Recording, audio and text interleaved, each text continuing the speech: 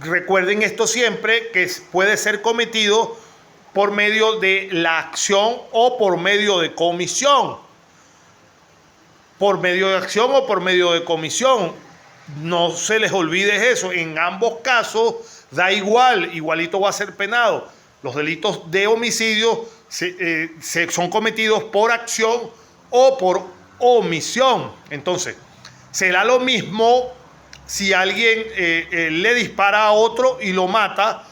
Es lo mismo si le deja de dar una medicina. A eso es que me refiero de acción u omisión. Recuérdenlo nuevamente. Los delitos de homicidio se llevan a cabo por acción o por omisión. Ambas, por supuesto, se castigan por igual. Existen, por supuesto, delitos llamados también de comisión por omisión, que son específicos y que tienen como elemento del tipo penal, de su estructura, la omisión, como sería, por ejemplo, la omisión de prestar socorro a alguna persona que lo necesite de acuerdo a mi responsabilidad. Hasta ahora se me sigue escuchando, Marlene, se me sigue escuchando todavía, María Marlene Degui, ¿se me escucha? Sí, perfectamente. Insisto, la conversación es un poco más fluida. Me detendría en tal caso si yo sé que existe alguna laguna. Lo que estoy es tratando de unir absolutamente todo el delito contra las personas, porque hay elementos que yo sé que ya manejamos. Hay algunos que yo sé que de repente hay algunas dudas y me detendré, pero en tal caso, si alguien tiene una pregunta, me la hace, pero vamos a tratar de recorrer todo este delito para ver si existe alguna duda en cuanto a él. Entonces, dentro de los medios de comisión o el medio de comisión de este primer delito contra las personas, que es el homicidio intencional, es la forma como se va a ejecutar. ¿Qué llamamos dentro del derecho penal el medio de comisión? La forma como se ejecuta el acto. A eso es que se llama medio de comisión, recuerden. Es la forma entonces como se va a ejecutar el acto para producir ese resultado antijurídico. El medio de comisión puede ser entonces tanto directo en el homicidio, puede ser un medio de comisión directo como un medio de comisión indirecto. El medio de comisión directo es la acción ejecutada sin ningún tipo de intermediarios. Vamos bien hasta ahí. El medio de comisión, insisto, es la forma como se comete el delito. Recuérdenlo. La forma como se comete el delito. Ese es el medio de comisión. Y dentro de la forma como se comete el delito, podemos tener una forma directa y una forma indirecta. La forma de acción ejecutada o el medio de comisión directo es una acción ejecutada sin ningún tipo de intermediario, sin elementos que produzcan una muerte posterior a su accionar. Lo que quiere decir entonces es que elementos directos son o van a ser todos aquellos que una vez accionado van a ocasionar, van a originar inmediatamente un resultado antijurídico. Por ejemplo, el sujeto que golpea a otro con un objeto contundente, con la intención de provocarle la muerte. Le mete un batazo en la nuca con la intención de matarlo. Ese es un medio de comisión directo y a lo mejor lo logra, le fractura el cráneo y lo mata. Ahora, el medio de comisión indirecto son aquellos elementos que van a ser utilizados para que la persona muera lejos de la acción donde se está perpetrando. Generalmente estos medios de comisión indirectos se utilizan para ganar tiempo y para poder escapar del sitio del suceso, o para intentar modificar el sitio de suceso, o para ocultarse de la acción criminal.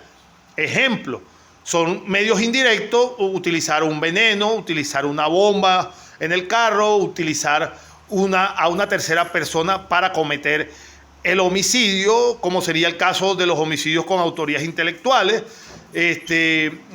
Recordemos, la autoría intelectual es sancionada y de igual manera con la autoría material, tienen la misma pena. La diferencia entre ambas es que el que ejecuta la acción y mata a la persona utiliza un medio de comisión directo, como estamos conversando, y el quien planifica y contrata la muerte de la persona que quiere matar va a utilizar un medio de comisión indirecto. Hasta ahora seguimos bien, ¿verdad? Todo eso lo hemos visto, pero es importante que lo dejemos perfectamente claro. Vamos bien hasta ahí. Déjeme tomarme un poquito de agua.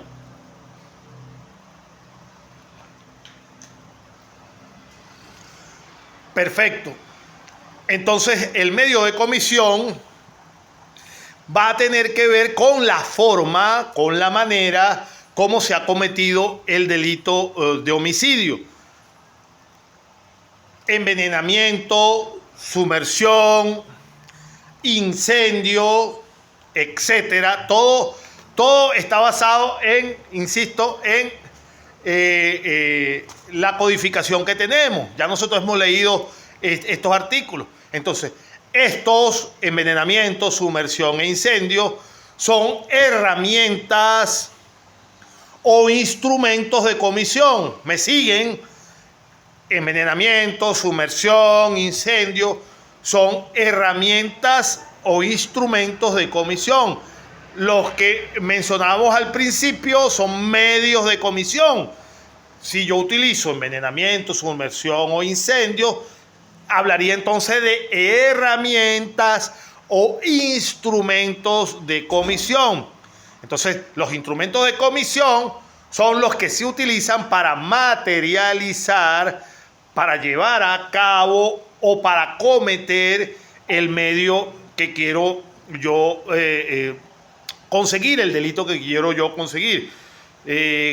¿Cuál sería otro instrumento? Obviamente, el arma de fuego, el cuchillo, cualquier objeto que yo utilice para perpetrar el homicidio es el instrumento de comisión, puesto que el medio de comisión sería el asesinato por arma de fuego, por arma blanca o por envenenamiento. Hasta ahí perfectamente es un delito que todos manejamos, hemos visto durante toda la clase: homicidio intencional. El 406 entonces, 406 del Código Penal, nos hablaba de qué, del homicidio calificado. Tampoco lo vamos a leer en este momento porque ya hemos leído suficiente ese articulado, pero homicidio calificado, artículo 406. Conseguimos entonces aquí en el 406 la primera variante del homicidio simple, denominado, por supuesto, homicidio calificado. ¿Y por qué se llama calificado? Ya eso también lo manejamos en clase. Se llama calificado porque en su estructura tiene unas circunstancias particulares que califican al delito. Y estas circunstancias denominadas calificantes son las que establece el Código Penal. Y aumentan, por supuesto, la penalidad correspondiente al homicidio simple. De manera tal que entonces dentro de esta calificación obtenemos lo que aparece en el articulado: homicidio por medio de veneno, homicidio a través del incendio, a través de la sumersión u otros de los delitos previstos en el mismo articulado. Componen también, por supuesto, lo que he mencionado o he colocado dentro de alguna de las asignaciones que les he mandado a hacer. Compone la alevosía, o por los motivos fútiles o por los motivos innobles, o en el curso de la ejecución de los delitos previstos en los artículos subsiguiente. En nuestro código, tomen nota y subrayen, aparece el 449 Vamos a ver un momentico el articulado para que tomen nota. Artículo 406, en el primer parágrafo que dice 15 años a 20 años. Me siguen todos. Marlene, Dewis y María, ¿tienen su código? ¿Tienen su código? Ajá, miren, fíjense. Aquí dice, si todas tienen su código, van a hacer una corrección ahí, en donde dice, en los delitos, en el primer parágrafo del 406, que dice primero 15 años a 20 años de prisión a quien cometa el homicidio por intermedio de veneno completa. Entonces dice, al final, ejecución de los delitos previstos en el artículo 449 y 450. Esos dos artículos, háganle una observación. Esos dos artículos, el 449 y el 450, ¿me siguen? Sí, profe. Háganle una observación ahí en su código y lo van a sustituir por el 449 por el 460, que es el delito de secuestro, y el 450 por el 452, que es el delito de hurto agravado. ¿Por qué? Eso es lo que debiera aparecer en el código, pero casi todos se imprimieron de esa manera, pero en la Gaceta Oficial exactamente aparece los artículos 460 y 452. En lo que respecta a este articulado, se refieren es a eso, al artículo 450 en vez del 449, que nos habla del secuestro, y al artículo 452 en vez del 450, que nos habla de el hurto agravado. Hagan esa observación. Ojo, eso es lo que deberían de corresponder. ¿Se me entendió esta explicación? Sí, profe. Perfecto. Hagan esa nota ahí porque eso es lo que debería ir. En vez del 449 debe ir el 460. Y en vez del 450 debe ir el 452. Entonces, existen elementos dentro del homicidio, elementos subjetivos y elementos normativos. Entonces, los elementos subjetivos son los que están referidos en la primera parte que dice el artículo 405. Esos son los elementos subjetivos. El que intencionalmente. ¿Dónde raya la subjetividad? En la intención. Eso es lo que se conoce como un elemento subjetivo. Y dentro de los elementos normativos del homicidio son las partes que se encuentran al final de la primera parte del artículo 406. Esto que acabamos de leer, que acabamos de señalar.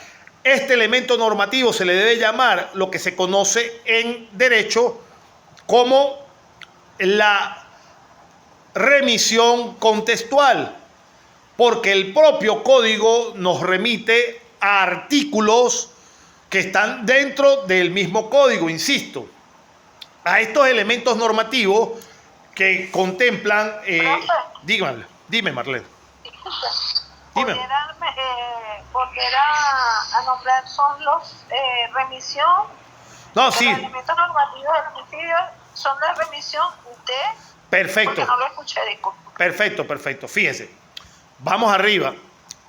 Dentro del delito de homicidio vamos a encontrar, voy arriba, los elementos subjetivos y los elementos normativos. Dentro de los elementos subjetivos lo vamos a encontrar el elemento subjetivo en el artículo 405, cuando él habla de la intencionalidad, el que intencionalmente de muerte a otra persona. Esa parte de la intencionalidad en el artículo 405 es el elemento subjetivo. Ahora, los elementos normativos, como fácilmente lo indican, son los que se encuentran al final de la primera parte del artículo 406. Lo que acabamos de leer, lo que se encuentran en cuando le mandé a sustituir el 449 por el 460 y el 450 por el 452. Y los subsiguientes, 451, 453, todos esos articulados que están aquí, que están previstos, en esta última parte del artículo 406 de este primer parágrafo son los elementos normativos. Y consisten estos elementos normativos o se van a llamar norma de remisión contextual. A esto se le va a llamar norma de remisión contextual. ¿Por qué se le denomina así, norma de remisión contextual? Porque el propio código nos va a remitir a otros artículos que están dentro del mismo Código Penal. Por eso es que se llama norma de remisión contextual. Lo que quiere decir que no podrá interpretarse bien el artículo 406 si previamente no se leen el 451, el 452, el 453, el 454, el 458, el 460 del Código Penal.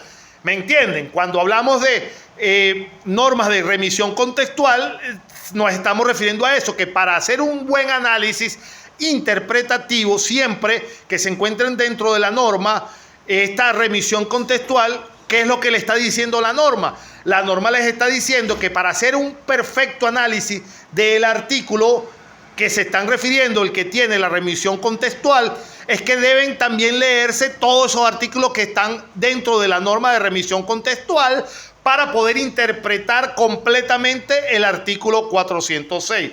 ¿Se me entiende? ¿Se me entendió hasta aquí?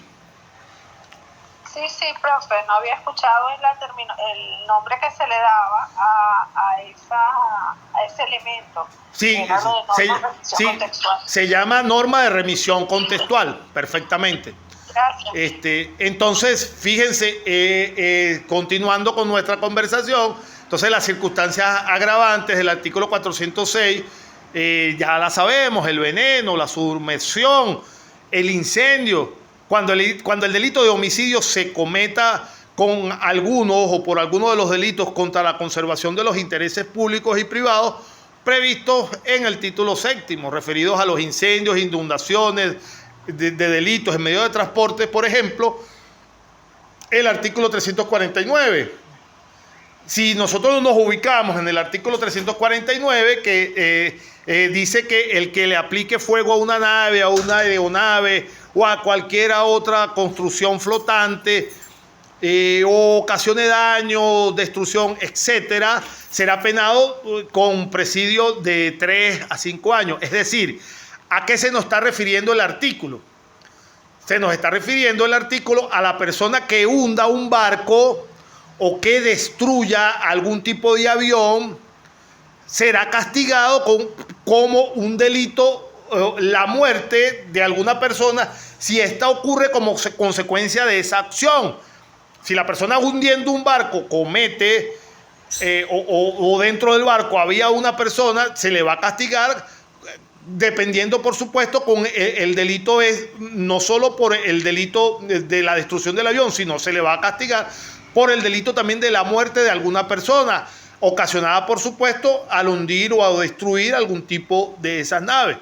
Porque aunque el delito no era matar o la intención no era matar a esa persona, sino hundir a un barco o destruir al avión, la norma a aplicar como consecuencia del fallecimiento de una persona a raíz de la acción que se le está aplicando dentro de la remisión contextual, el fallecimiento de una persona por esta acción, entonces se le va a aplicar la norma del 406, que va a ser ¿qué cosa? El homicidio calificado, por el artículo que así señalan los delitos previstos en el título séptimo de este libro.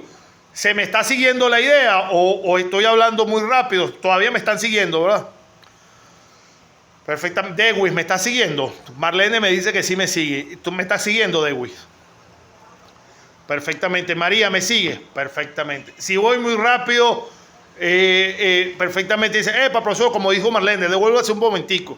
Entonces, perfectamente. Entonces, en cualquiera de estos tipos penales, además de sancionar el delito, si muere alguna persona, se sancionará el delito de homicidio, por supuesto, calificado, porque así lo establece el Código Penal.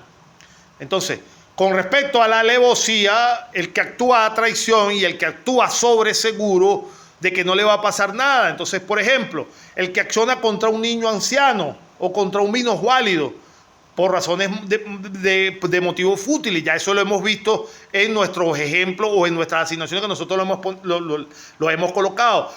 Motivos de poca importancia, que es el motivo fútil. Por motivos innobles. Recordemos que entonces esta innobleza se refiere mucho y se toma base en los pecados capitales, el orgullo, el odio, la venganza. Esos son todas la serie de motivos innobles que se saben que están perfectamente señalados dentro de la norma moral. Entonces, toda la calificación perfectamente está incursa dentro del 406 de los delitos calificados dentro de nuestro ordenamiento jurídico. Perfectamente. Ahora bien, dejemos a un lado el homicidio calificado. Pasemos entonces al homicidio agravado, donde tenemos o contenemos el homicidio agravado. Las circunstancias que agravan el homicidio son cuestiones aberrantes, lo que van a hacer que las sanciones sean aún más aumentadas. ¿Dónde vamos a tener los homicidios agravados? En el 407 del Código Penal. Serán, por supuesto, los homicidios agravados con una pena mayor de 20 a 25 años de presidio. ¿Cuáles son los homicidios agravados? Los tenemos perfectamente, insisto, en el artículo 407, el fratricidio. ¿Qué significa el fratricidio? Para quien los perpetre en la persona de algún hermano. El homicidio cuando se perpetra contra altos funcionarios públicos, ya sea que se cometa contra el vicepresidente ejecutivo de la República, contra algún funcionario de alto rango dentro de las Fuerzas Armadas, contra un funcionario policial que esté en servicio, porque hay que hacer la distinción dentro de la norma. Si el homicidio se comete contra un funcionario policial, pero el funcionario policial no está en servicio, es un homicidio simple. Si el homicidio se comete contra un funcionario policial que está de servicio, eso es un homicidio agravado. Y contra todos los altos funcionarios que ya les he mencionado. Eso está tipificado en el 407. ¿Me siguen todavía? Entonces, ya hablamos del homicidio simple, el homicidio intencional, el homicidio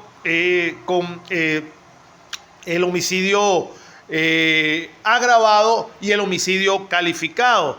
Está perfectamente claro, ¿cierto? ¿Me siguen todavía, Marlene? María, ¿me sigues? Sí, profe. Ah, ok. Pregunta, que levantaste la mano o no, o si me sigues. Entonces, Yo sigo. Le doy el micrófono y levanto la manita. Entonces ya no hay ya no debemos tener a partir de ahora, si es que teníamos, si no lo teníamos, perfecto. Pero si teníamos alguna duda en cuanto a qué es un homicidio simple, qué es un homicidio intencional, qué es un homicidio calificado y qué es un homicidio agravado, yo creo que ya debe estar 100% resuelta esa duda. Ahora, ya pasamos a eso, entonces tenemos el homicidio concausal. Homicidio concausal. ¿Recuerdas lo que es el homicidio concausal, Marlene? Entonces, ciertamente no recuerdo ahorita, pero supongo que tiene que ver con alguna causa, o sea, causado por algo, provocado por algo. Claro, lógico. Vas por ahí, tiene la lógica. Y María, ¿recuerda lo que es el homicidio concausal?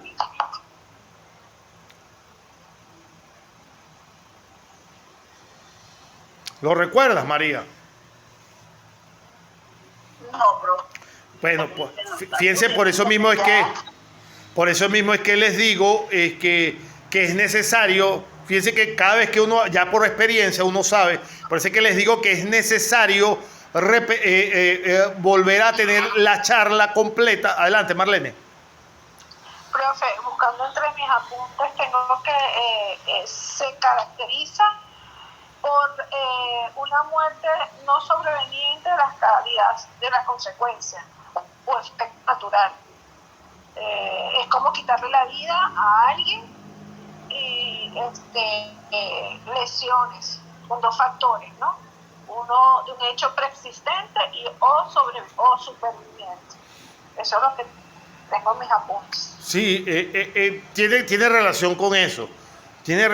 Va por ahí perfectamente, pero por eso es que les decía que es importante retomar los temas para tapar las lagunas, que ustedes no se lleven después que terminen la materia algún tipo de laguna. Vean que es importante, Marlene y María, es importantísimo repasar estos temas porque con la cantidad de información que reciben, a primera mano lo ven y entonces quedan lagunas, ¿me entienden? Y entonces en este último repaso tenemos que necesariamente tapar todas las lagunas. Entonces, repito, tenemos el homicidio simple, el homicidio calificado, el homicidio agravado. Ya esto lo tenemos claro, ¿cierto? 405, 406 y 407. Ahora hablemos del delito de homicidio con causal. Exactamente como dice Marlene, tiene que ver con causas, con circunstancias preexistentes.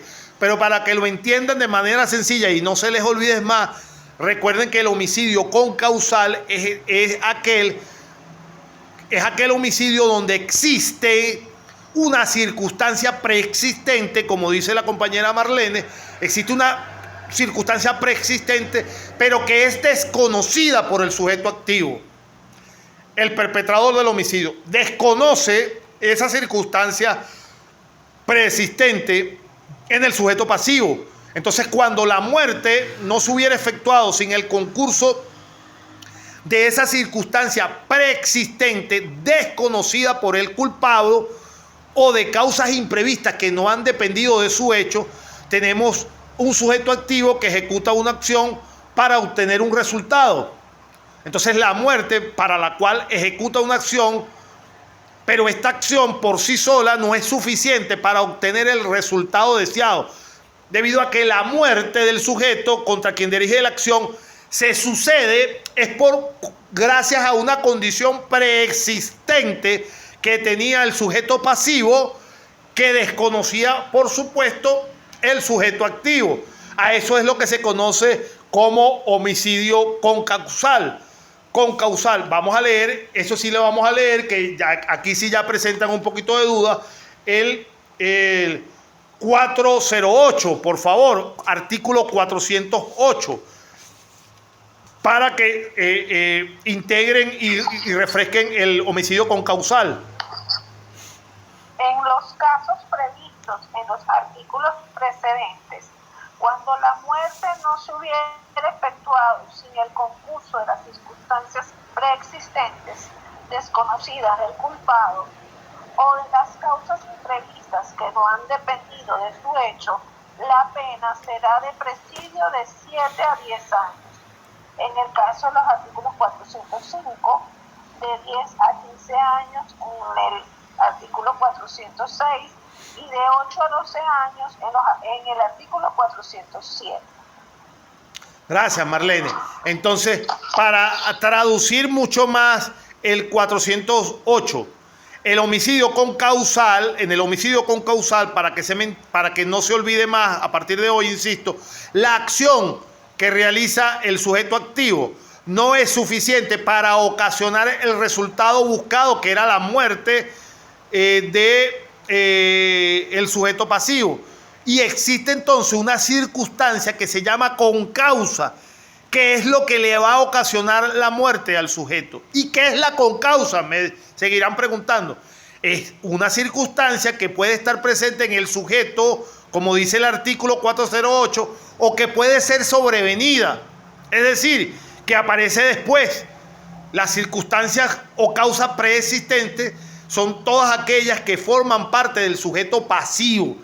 ¿Y cuáles son esas circunstancias? Ejemplo, la persona puede ser hemofílica, o puede sufrir del corazón, o de cualquier otro tipo de enfermedad. Entonces, ejemplo, la persona al intentar tiene la intención de darle muerte a la persona y nada más al sacarle el arma la apunta y le dispara, pero no la hiere mortalmente, pero el susto tan grande que le pega a la persona, el disparo no fue un disparo que por sus consecuencias no le iba a cegar la vida a la persona.